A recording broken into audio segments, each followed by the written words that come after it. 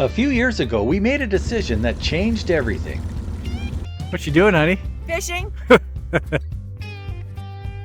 wasn't stressful at all, was it? Whoa, Ryan!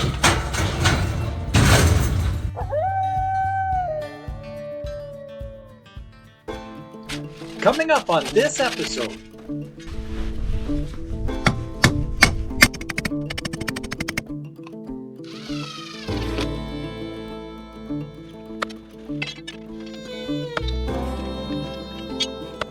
That's a handsome person. Sorry, I meant to shave today. That's a handsome man standing there waiting for me. Yeah, I missed you, honey. I missed you too. Look who stopped by to say hello. Oh, I shouldn't have said anything. Hello. Hello. Oh.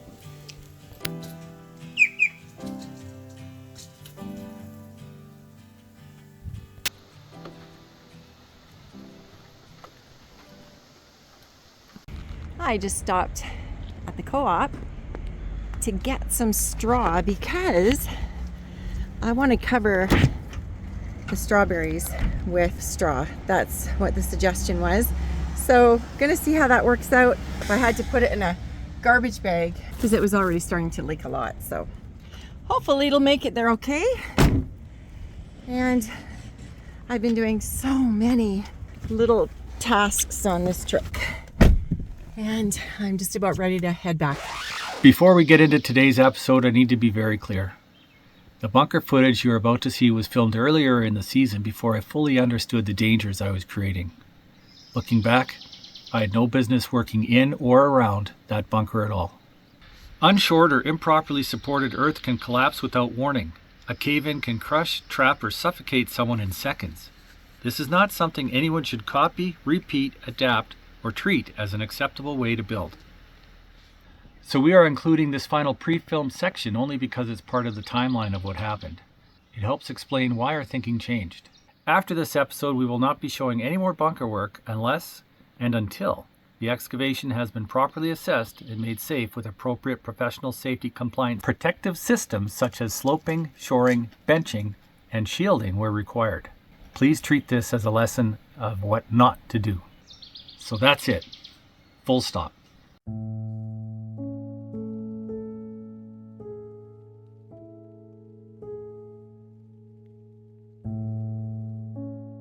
I'm just squaring up the doorway, making sure it's perfect, and it is perfect.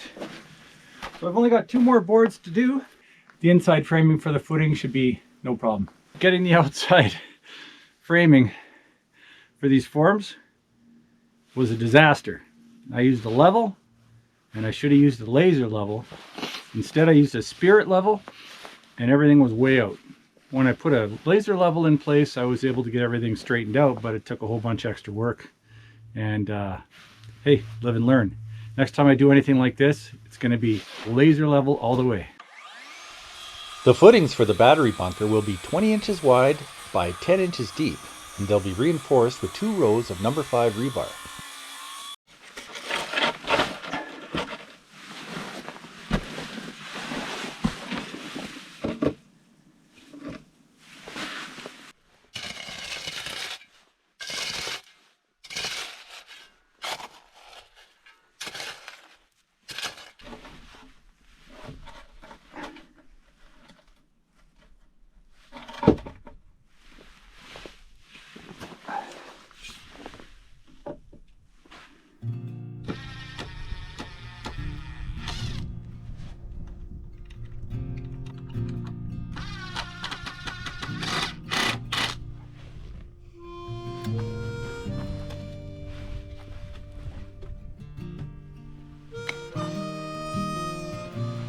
I originally was going to go with shallow forms like you see here and carve out a little of the base to create more depth. However, the plans have since changed. Instead of adding rebar to every other cell in the block wall, I want to go the extra safety mile and add rebar into every cell.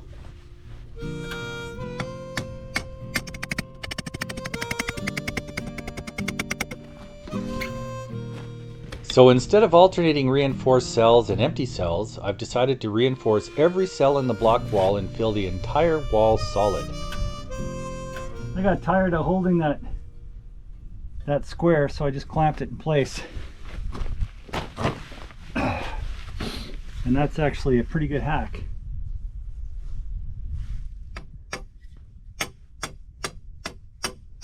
See, I can manipulate it now.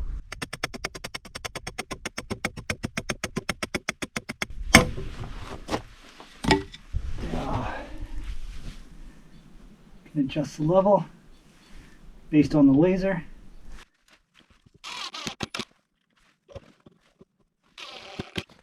Here we go, she's level.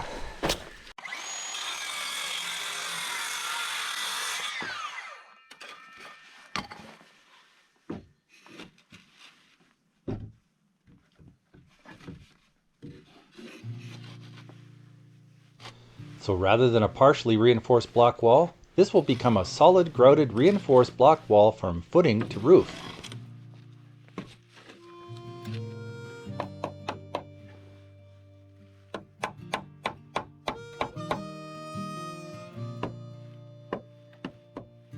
Because every block cell will now be reinforced and filled, this wall is going to carry a lot more weight than my original plan. That extra dead load is one of the reasons I'm increasing the footings to a full 10 inches deep. Instead of relying on the shallow forms I originally planned, I'll build the forms higher, brace them properly, and add plenty of kickers so the concrete stays exactly where it belongs when I pour.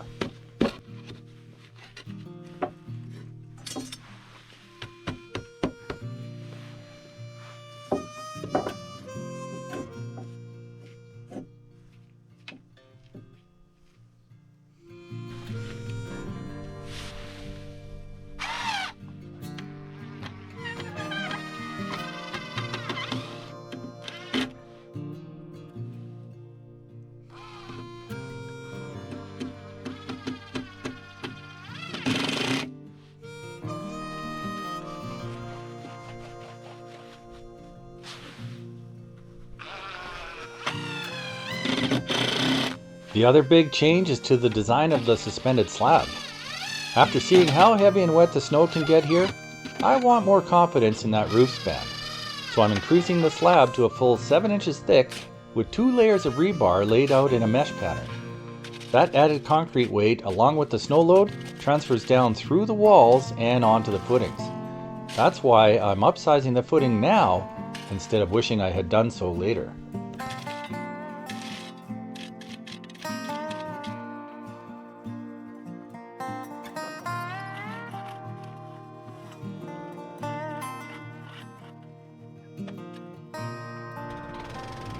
The bunker is 10 feet by 12 feet with a 4-foot tunnel entrance, and the whole thing is set 10 feet below grade into the side of a mesa. When it's all finished, it will be buried on 3 sides and mostly across the front with at least 3 feet of earth over the roof. The only part you'll really see is the steel door out front. This is one of those jobs where the island changes everything. On a normal build, you'd simply bring in a truck, maybe a pump, and a crew. Out here, none of that is happening. So the footing pour has to be done one batch at a time. And I'll be using our 1/3 mixer, Navijack, concrete powder, and filtered water from our own system. The challenge, of course, is timing. Mix it, place it, screed it, and keep the next batch coming before the pour starts getting away from me. Once the concrete is placed and has set up enough to take a finish, I'll use a firm bristle brush to rough up the surface. That'll give the first mortar bed a better mechanical bond when the block wall goes up on top. And to ensure success, everything has to be staged before I start. Materials close, water measured, tools ready, and forms braced, and enough kickers in place to keep the forms from blowing out. It's slower this way, but it's the only realistic way to do it as a one-person crew out here.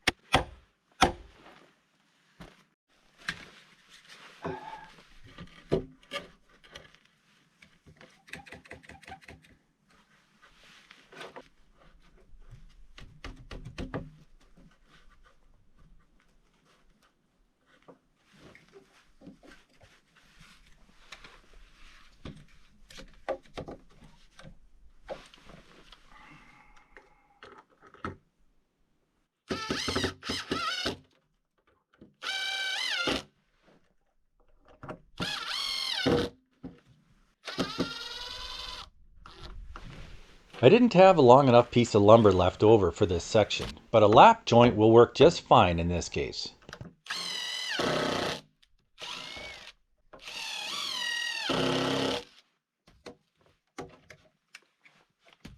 Well, I'm almost done. The forms are in place. I just have to go cut a whole bunch of rebar to add some more reinforcing pins and a whole bunch. So I'm going to go do that now. And then I'm going to level it out one more time. And I'm going to tamp it down one more time with the plate compactor. And then it's time to put the rebar in and pour. Finally.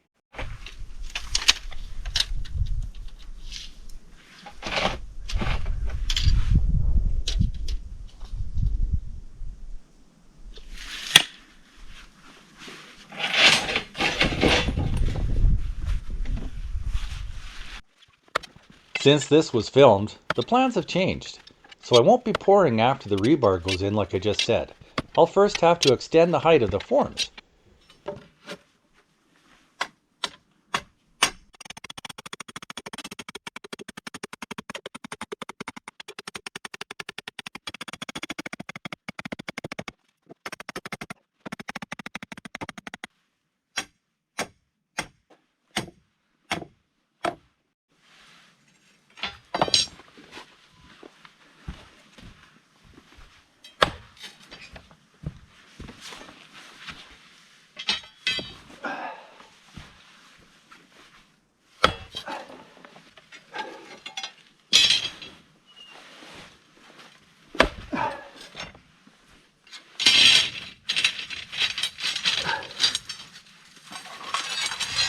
Oh, who needs a gym membership?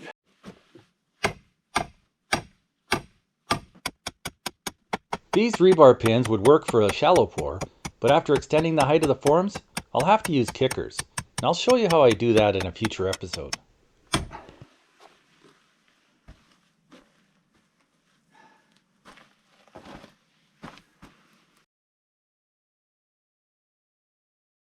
I'm not really sure what to do. I've just turned around because I'm supposed to meet Ryan in less than an hour, but I'm quite a ways away. So, oh, and the road is just, it is just so brutal.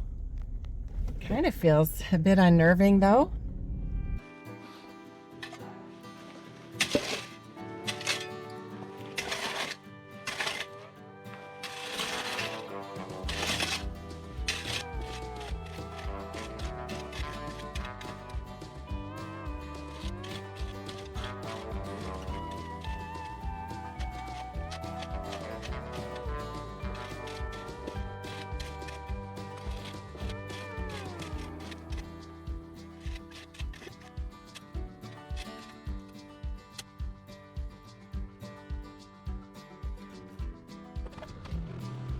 For those of you new here, this footage was filmed while we were still working through the original bunker plan.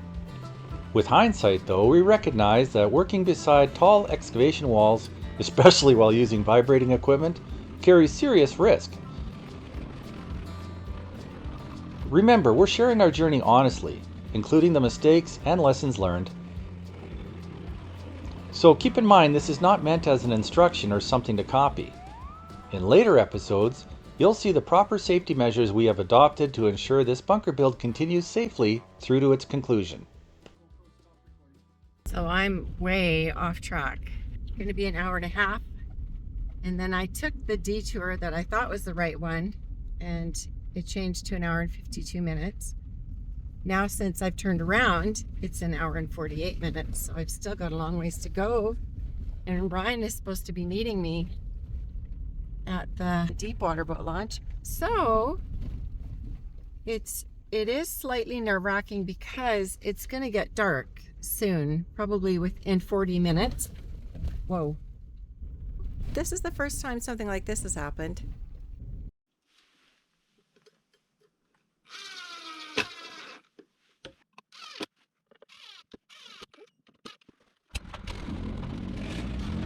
If it looks like I'm obsessing over compacting this road crush, well, I probably am. At this point, I think we're getting close to pouring, so I'm scraping the base down between the forms to make sure we have the full depth available for concrete. I want these forms sitting solid, level, and ready, because once I start mixing and placing concrete out here, I need to keep going. There will not be time to stop halfway through to start rejigging things, so this is the stage where all those little details matter. Of course, what I don't know yet is that this footing plan is still going to change. Even so, all this careful prep is still useful, just not quite in the way I thought it was going to be.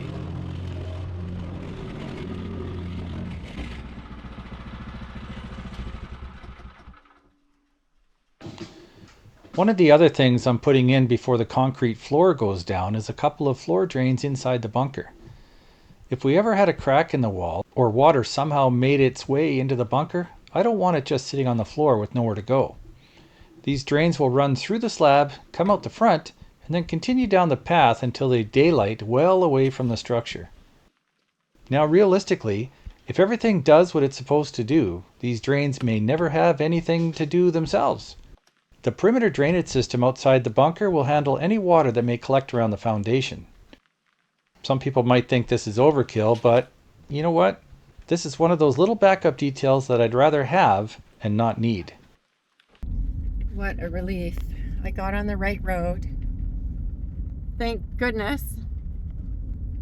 It's a lot later than I hoped it would be, but I got service on my phone long enough to tell Ryan that I was going to be about an hour and 15 minutes late. So I'm safe and sound, but that's a first. Oh, wow. That's a little porcupine there. I think. It's the only wildlife I've seen on this trip.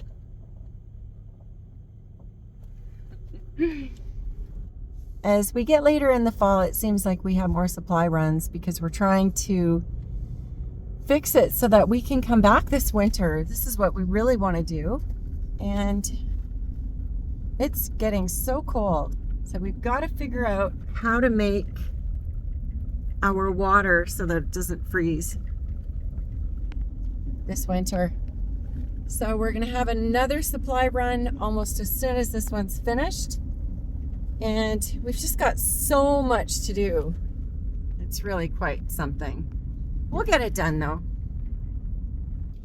I'm just stopping to take an antibiotic because I've been really pretty sick for the last 10 days or so. And so I just have a bit of yogurt and then I take my pill, then I'm on my way. But I like to do it on schedule so that I take it every 12 hours, and I am feeling a bit better. So it's one of the things that you have to do to keep yourself going.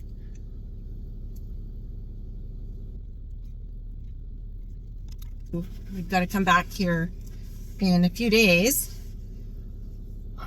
So I have a real routine. I have to take 5 swallows of yogurt before and after. I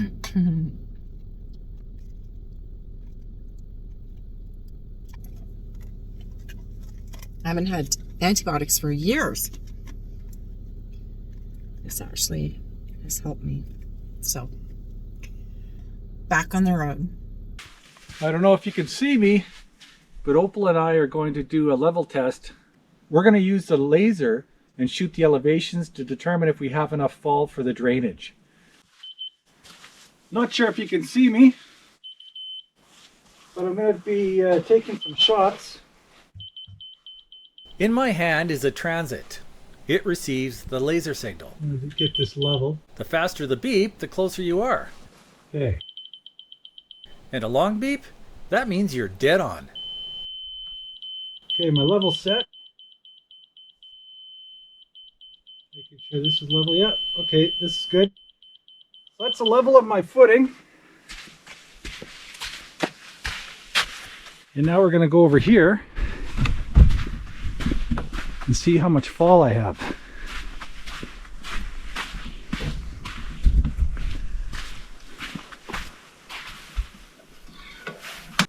So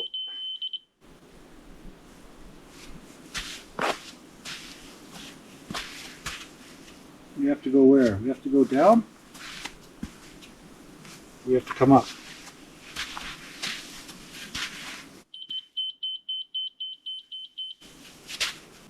This light might be interfering.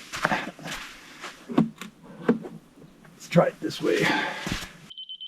That mark there is level with their footing. Now we have to determine how much fall we have. So I'm going to go down this way, and I'm going to turn this light off so that we can see the laser.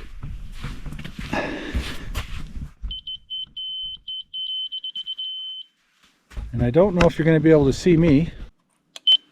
All right. Okay, so you can see. Sorry for the sound here. Let me see if I can turn that down. Okay, that's better.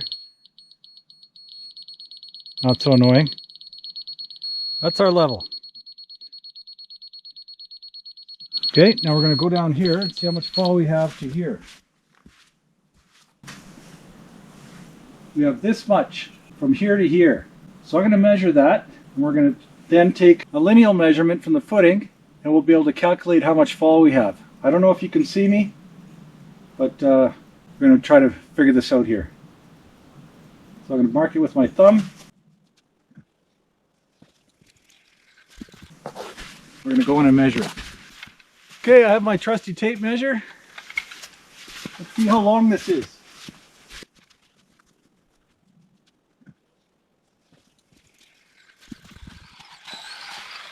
Oh boy, might be longer than I think.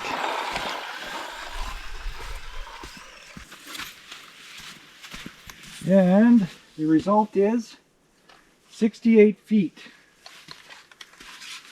68 feet.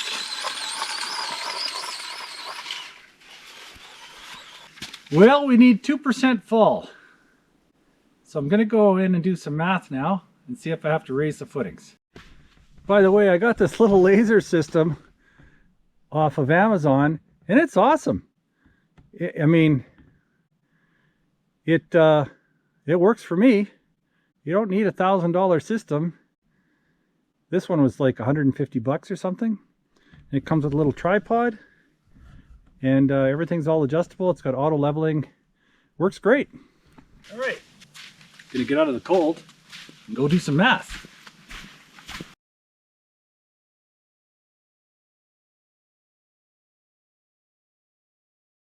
Well, I'm here at the Deepwater Port, waiting for Melody. She had to go to town. I had to work on the property, so I didn't go with her. But she should be here. Hope she comes soon. But it's an absolutely beautiful night. No wind. Calm. Can't hear a thing. Oh, just heard a fish jump. But that's it. What I'd like to hear is the sound of a diesel truck coming around the corner, but hopefully she'll be along soon. Well, I've made it to the boat launch, just about, rounding the corner here. And hopefully Ryan made it across okay.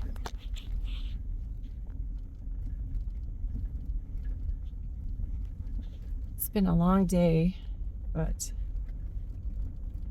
I'm excited to get back to the cabin.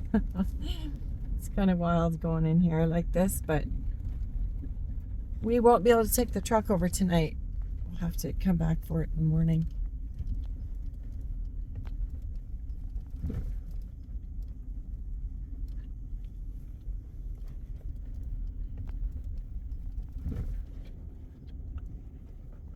There he is.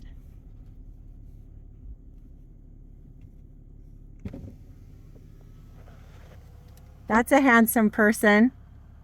Sorry, I meant to shave today. That's a handsome man standing there waiting for me. Yeah, I missed you, honey. I missed you too. Oh, back safe. Yay. We're heading back And we're just marveling, just saying, can this even be real? Like we always say, it doesn't look as dark as it actually is because my camera makes it look brighter and lighter, but it's just unreal. And there's fish jumping up and down all around us. It's just the end of a very, very busy day, but I get a prize at the end. You do. And there he is. 6'4" prize. It's a cold one, a wet one, and a misty one. Well, I'm so glad you made it safely. me too. That was quite scary. It actually was scary for me.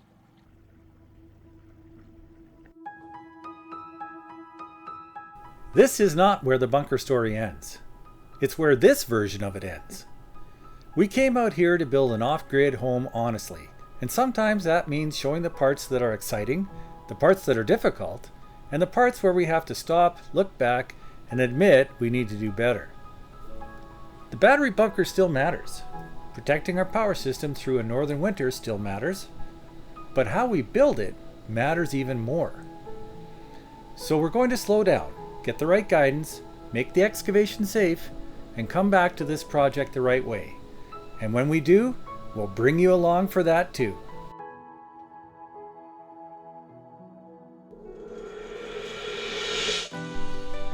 If you're new to our channel, this story didn't start today. That's right. Head back to season 1 to binge all of our playlists to see how this remote island homestead began. Every chapter of the My Wild Home experience builds on the one before it. So grab your favorite drink and catch up on our story. And we'll see you on the next one.